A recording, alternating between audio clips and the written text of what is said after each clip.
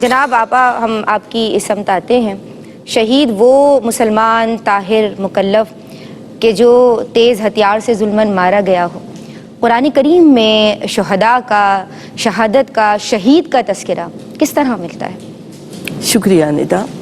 بسم اللہ الرحمن الرحیم۔ سورہ بقرہ میں اللہ رب العزت نے ارشاد فرمایا وَلَا تَقُولُوا لِمَن يُقْتَلُ فِي سَبِيلِ اللَّهِ أَمْوَاتٌ بَلْ أَحْيَاءٌ وَلَٰكِن لَا تَشْعُرُونَ۔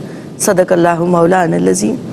آپ دیکھیں ندا کہ ایمان میں کمال کا رتبہ یہ ہے کہ بندہ اللہ کے محبوب بندوں میں شامل ہو جائے، سبحان وہ اللہ بندے سے محبت کرنے لگ جائے۔ تو اللہ نے اپنے انعام یافتہ محبوب بندوں کا جب ذکر کیا تو 4 طبقات کا ذکر کیا، جن میں ایک انبیاء کا، پھر صدیقین کا، پھر شہداء کا اور پھر صالحین کا۔ تو آپ دیکھیں تو شہداء کا رتبہ کہاں آیا؟ انبیاء اور صدیقین کے بعد آیا۔ بالکل۔ پھر دیکھیں تو زندگی اور موت سے بے نیاز ہو جاتا ہے بندہ جب اللہ سے محبت کرتا ہے، تو اس کی معراج یہ ہے کہ وہ جان بھی دے دے، قربان کر دے اس اللہ کی خاطر۔ تو شہید وہ ہے جو فنا ہو کر بقا پا جاتا ہے، سبحان جو اللہ۔ اس حیات کو رد کرتا ہے اور حیات دائمی کو پا لیتا ہے، سبحان اللہ۔ جس کی موت حفاظت کرتی ہے اس کی زندگی کی۔ سبحان اور اللہ فرما رہا ہے کہ جو اللہ کی راہ میں مارے جائیں انہیں مردہ مت کہو، بل احیاء، وہ تو زندگی کو پا گئے، وہ تو زندہ ہیں، اور زندگی بھی وہ جو دائمی ہے اور ابدی ہے۔ اور پھر فرمایا تم نہیں شعور رکھتے۔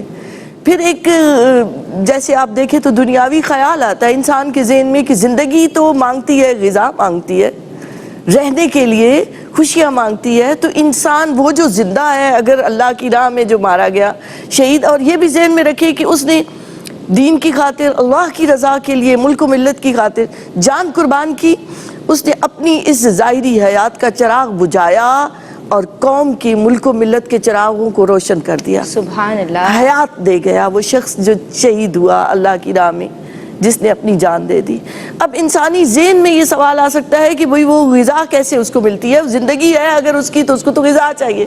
تو اللہ رب العزت نے سورہ آل عمران میں پھر ارشاد فرمایا کہ تم گمان کرتے ہو کہ وہ جو اللہ کی راہ میں مارے گئے، تو فرمایا کہ وہ زندہ ہیں، انہیں رزق دیا جاتا ہے، بل احیاء عند ربہم یرزقون۔ سبحان اللہ۔ تو وہ رزق ان کا کیسا ہے یہ ہم محسوس نہیں کر سکتے، ظاہر ہے کہ وہ اللہ انہیں عطا فرما رہا ہے اور اس زندگی میں عالم برزخ میں عطا فرما رہا ہے۔ صرف یہی نہیں فرمایا کہ وہ کیفیت حیات سے کیسے لطف اندوز ہو رہے ہیں کہ تم حیات کی خوشیوں کو محسوس کرتے ہو تو تم کیا سمجھتے ہو کہ ظاہری خوشی تمہیں مل رہی ہے؟ تو فرمایا فارحین بما آتاہم اللہ من فضلی، وہ وہاں اس جہاں میں خوش ہے۔ اور کس چیز سے خوش ہیں؟ جو اللہ اپنا فضل ان پر عطا فرما رہا ہے۔ سبحان اللہ۔ اور پھر فرمایا کہ انہیں بشارتیں دی جا رہی ہیں۔ بشارت کا لفظ یہ بتا رہا ہے کہ خوشخبریاں اور سے اور انعامات اور سے اور رحمتیں اور سے اور برکتیں ان پر نازل کی جا رہی ہیں۔ صرف ان پر نازل نہیں کی جا رہی بلکہ وہ خوشخبریاں اور بشارتیں دینے والے ہیں ان لوگوں کو بھی جو آنے والے ہیں۔ تو شہید کا رتبہ بہت بڑا ہے۔ یہ تو میں نے 2 آیتوں سے یہاں بیان کرنے کی کوشش کی محدود وقت کی بنا پر۔ قرآن مجید میں بے شمار مقامات پر شہداء کا ذکر ہوا، اور اللہ پاک یہ سعادت عطا فرمائے ہم ایمان والے ہیں کہ اسی کے لیے جئیں اور مرنا بھی اسی کی خاطر ہو، اور اللہ رب العزت شہادت جیسی موت عطا فرمائے۔ اللہم آمین۔ سبحان اللہ۔